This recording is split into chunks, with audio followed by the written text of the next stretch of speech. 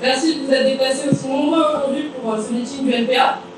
Si on a fait le choix de parler des luttes pour les droits des femmes aujourd'hui, c'est entre autres parce que comme tous les 25 novembre, nous serons dans la rue ce samedi pour la journée internationale contre les violences sexistes et sexuelles. Chaque année, cette thématique se montre toujours brûlante d'actualité. À l'heure où je vous parle, on est au 114e féminicide de l'année.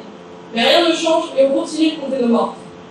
Alors bien évidemment, on sera dans la rue pour dénoncer ces violences, pour exprimer notre colère, mais aussi pour apporter de réelles perspectives d'émancipation. Car il y en a assez de cette société qui continue d'entretenir l'oppression des femmes et des minorités de genre. C'est contre ça qu'on se bat, et pas seulement quelques jours par an. Notre lutte, elle n'a rien à voir avec un progressisme de façade. Elle n'a rien à voir avec l'immense propagande de l'armée israélienne qui affiche partout des femmes en treillis en prétendant lutter contre les idées réactionnaires du Hamas en bombardant Gaza. C'est là une mise en scène ignoble, comme si l'extrême droite religieuse au pouvoir en Israël était du côté des femmes. Comment est-ce qu'ils peuvent oser prétendre que le massacre à Gaza fera avancer d'un iota la cause des femmes dans ce monde? Hommes, femmes et enfants, c'est toute l'humanité que les bombes israéliennes assassinent à Gaza. Et c'est pour ça que nous appelons toutes les femmes qui iront manifester ce samedi à dénoncer la guerre d'Israël contre les Palestiniens et les Palestiniennes. Nos combats n'ont rien à voir non plus avec la politique des gouvernements capitalistes. Comment peut-on encore se faire passer pour le défenseur des luttes des femmes et des minorités tout en faisant passer des réformes qui précarisent les travailleuses, comme celle des retraites ou du chômage, des réformes qui entretiennent la précarité des femmes et qui détruisent le système de santé pour faire des économies sur le dos des pauvres? Les femmes, opprimées parmi les exploités, en seront toujours les premières victimes. Non, notre lutte féministe, c'est celle qui s'attaque réellement à cette société capitaliste, à cette société où à travail égal et à poste égal, les femmes sont toujours moins payées que les hommes. À cette société où on a un système violent, où rien que dans ce pays, près de 100 000 femmes subissent chaque année des viols ou des tentatives de viol, où près d'un tiers des femmes salariées ont subi du harcèlement sexuel au travail. Alors il est évident qu'après 6 ans et demi au pouvoir à ruiner les conditions de vie, de travail et d'études, plus personne ne peut encore faire confiance à Macron et ses copains.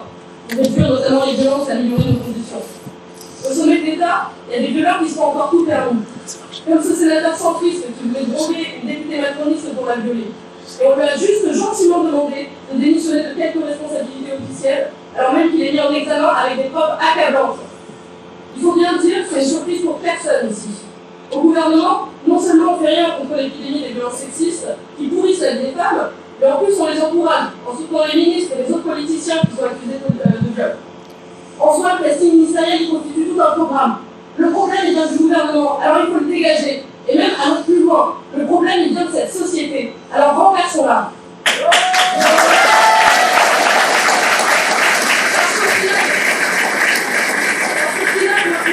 Même le fait se présente comme étant du côté des femmes. Bon, évidemment, malgré ce qui a été répété en boucle sur les plateaux télé, Le Pen n'est pas plus du côté des femmes qu'elle est du côté des juifs ou des ouvriers. C'est uniquement une manière de dédiaboliser et au passage de cracher un discours raciste qui pointe les immigrés comme seuls responsables des violences sexistes. À l'Assemblée, le député Rassemblement National Emmanuel Taché de la Belgique, parce qu'ils sont très proches du peuple au Rassemblement National, en gros, ce député, il a proposé une loi sur le traitement de l'endométriose, une maladie qui est totalement négligée par le système de santé. Et pas d'inquiétude, Emmanuel Taché de la Belgique va s'en occuper pour nous. C'est un vrai féministe. Il traitait pourtant il n'y a pas longtemps une députée de gauche de Poissonnière et qui racontait que les mères au foyer sont sûrement mieux à la maison à s'occuper des enfants. Mais au contraire, c'est par une certaine indépendance économique que les femmes ont pu en partie se libérer des oppressions et des violences sexistes. Et c'est ça que l'extrême droite veut effacer. C'est ça son vrai programme. Une politique sexiste et nataliste, dans laquelle les femmes ne sont que les machines à fabriquer des enfants, quand elles ne sont pas des trophées ou des proies. Cette politique réactionnaire et violente, c'est ça le visage de cette société capitaliste du XXIe siècle. C'est une société où des centaines de millions de femmes n'ont pas accès à la contraception, à l'éducation, à la santé, et pas seulement dans les pays pauvres. Le droit à l'avortement est remis en cause aux États-Unis par des intégristes chrétiens, en Argentine avec Milei et bien dans d'autres pays. Mais n'oublions pas, dans le même temps, que dans des dizaines d'autres pays, les femmes se battent et obtiennent ce droit à l'avortement. Oui, tous les droits des femmes ont été arrachés par des combats à la portée internationale, qui se renforcent d'un pays à l'autre, comme l'a montré la vague MeToo, qui a fait bouger les lignes de front dans tous les pays. Et malgré les détracteurs qui parlaient de chasse aux sorcières et se faisaient passer eux-mêmes pour des victimes, les langues des femmes, elles se sont déliées.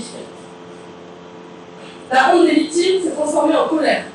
Une colère devant l'inaction des gouvernements bourgeois, une colère devant des recours judiciaires éprouvants et classés sans suite, une colère devant des discours et des comportements sexistes au quotidien, une colère devant l'omerta imposée dans toute la société et notamment sur les lieux de travail.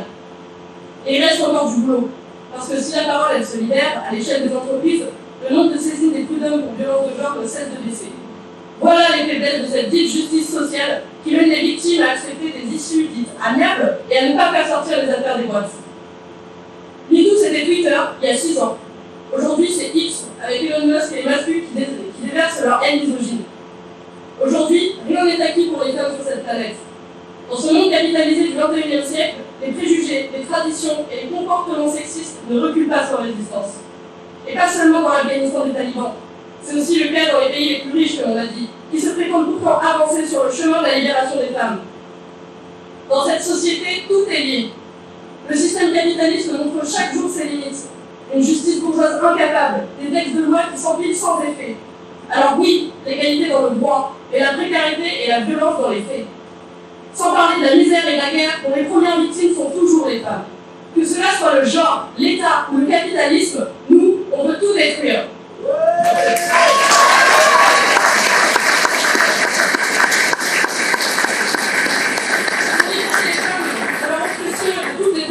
On a un monde à changer.